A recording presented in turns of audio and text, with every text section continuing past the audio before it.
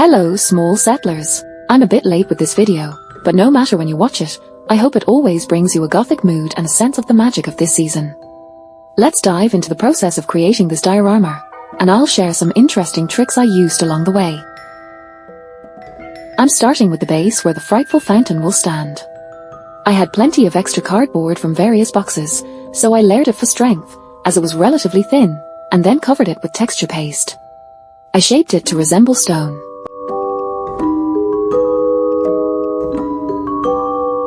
And once it dried, I painted it black.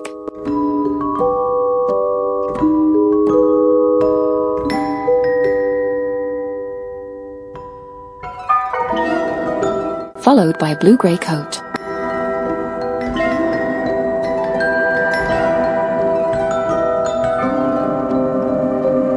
Then, I started sculpting the Frightful Fountain, which I remembered vividly from watching the movie, and I'd always wanted to make my own version to display on my desk. I started with a shape made from foil and wire.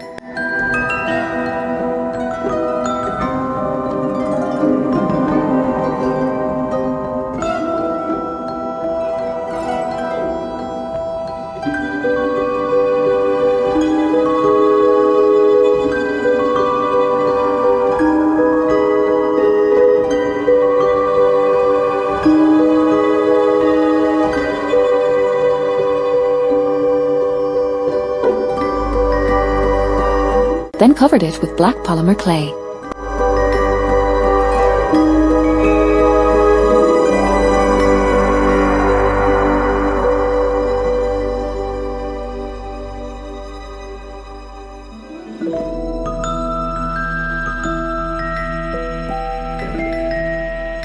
Next, I textured it to look like stone for added realism. I also created a base for the fountain itself, nothing fancy, just foil and polymer clay.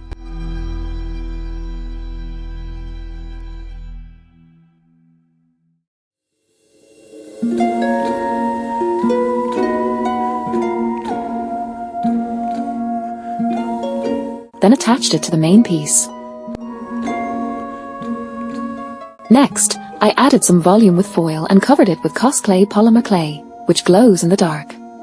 And yes, it really does glow, especially when exposed to UV light, which makes it even brighter. At the end of the video, you'll see some shots I took in complete darkness. After that, I added a water texture and baked everything for 15 minutes at 115 degrees Celsius 239 degrees Fahrenheit.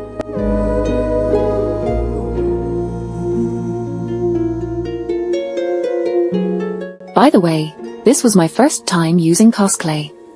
This isn't sponsored. I bought it myself along with other polymer clays about 6 months ago, and this diorama finally gave me a chance to try it out. I was genuinely surprised by its quality and how enjoyable it was to work with. Unfortunately, it's more expensive than other brands, but it might be worth the switch once I've used up my clay stash.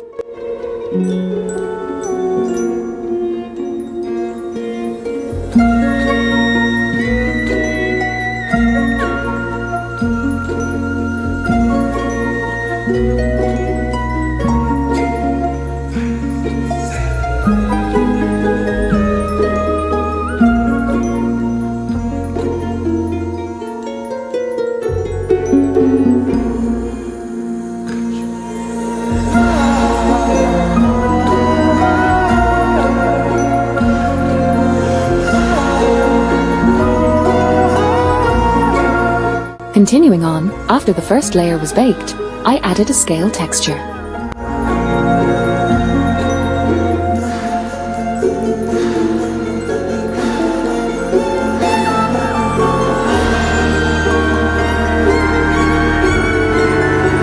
I made the fountain head separately so it would be easier to add details, then assembled it all together, as you'll see later.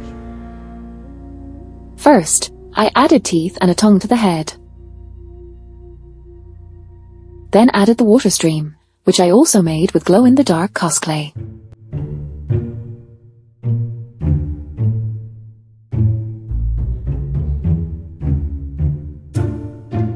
After all, other small details were added like small wings and horns.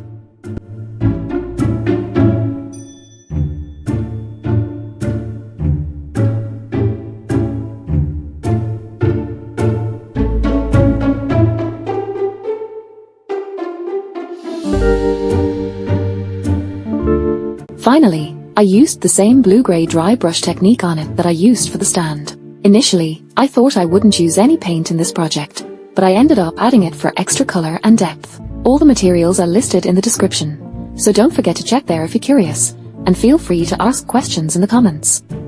I'm always happy to answer.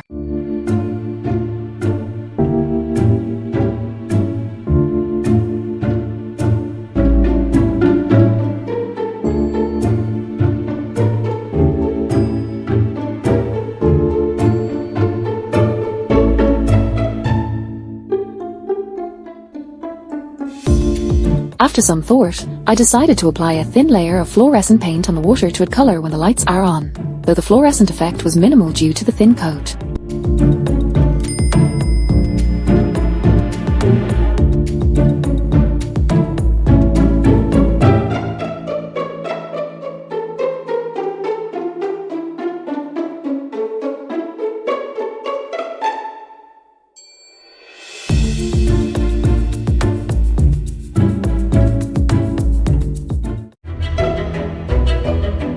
The next step was creating a Jack Skellington figure. I started with the head, baking it after sculpting the eyes and mouth.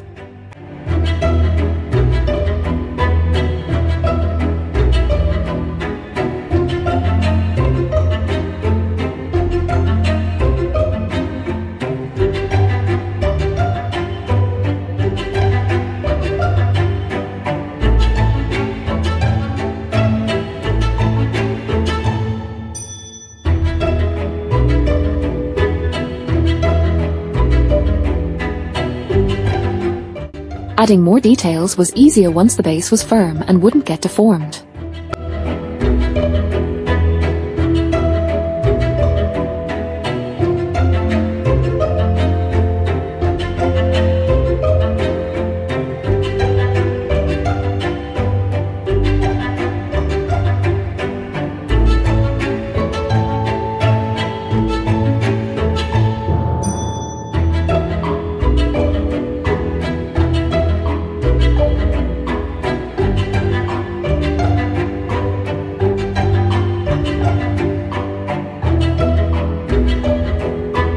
Then, I made a wire armature for Jack's body and covered it with black polymer clay.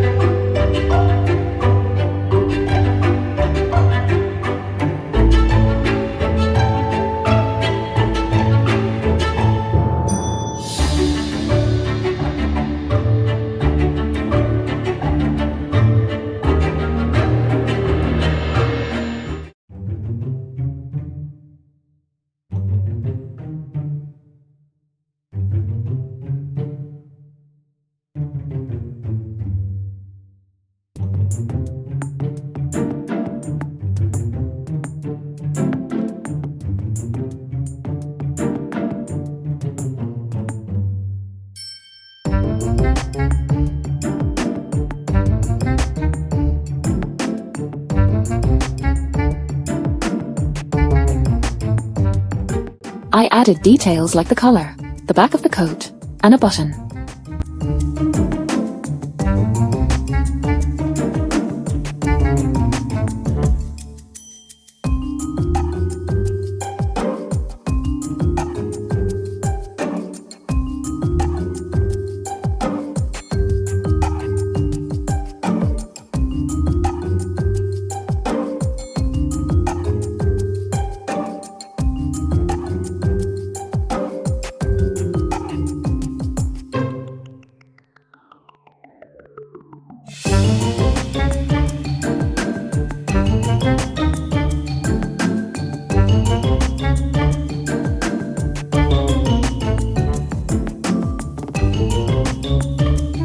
Once everything was baked, I painted the white stripes on his suit.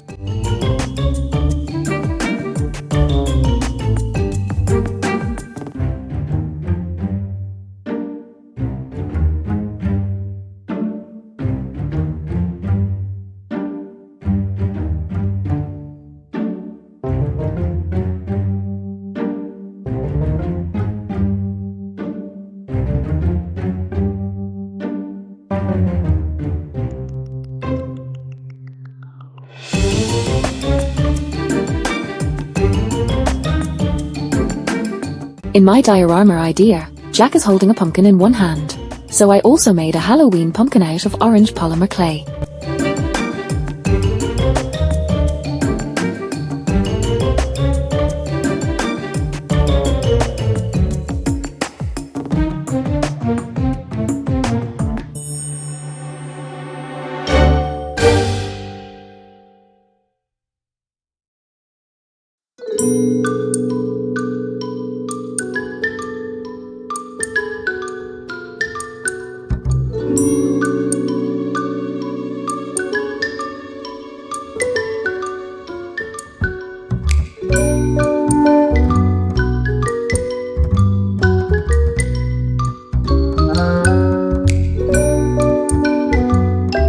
With the pumpkin finished, I moved on to Jack's hands.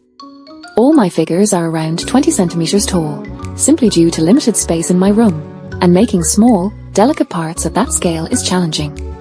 Hands are always the hardest and most delicate part for me in any diorama. This time, I tried making them separately and baking them before assembling.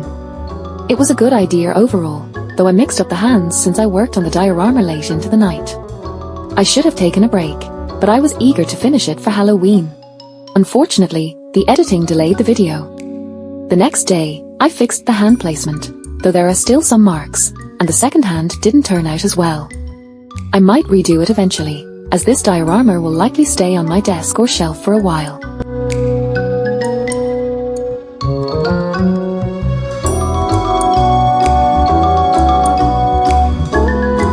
Once everything was done, I just needed to place Jack in the diorama and check out the final result.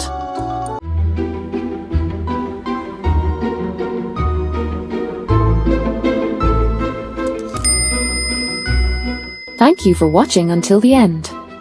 I hope you enjoyed the video, and maybe you picked up a new technique or two to try in your own projects. Please support the channel with a like and a subscription, and share with anyone who might enjoy this content. If you'd like to buy me a coffee, you can do so through the link in the description.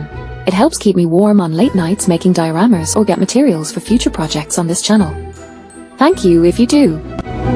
The next video will be Lovecraft themed, so see you very soon.